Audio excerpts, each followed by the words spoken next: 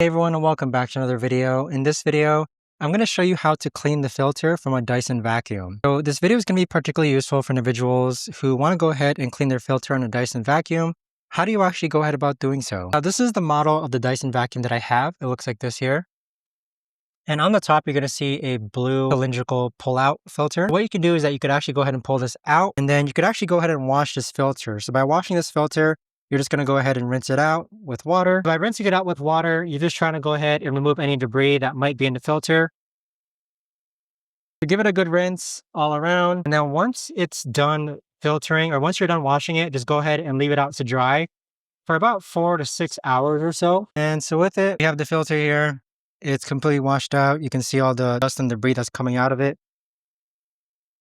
What also helps is actually squeezing the filter underwater. And so what we'll do now is that we're just going to grab some paper towel and go ahead and let this dry for about 4 to 6 hours, just like that. There you have it. That right there is the best and easiest way that I know of to actually go ahead and clean your Dyson filter. If you guys have any better ways to do this, let me know in the comments down below.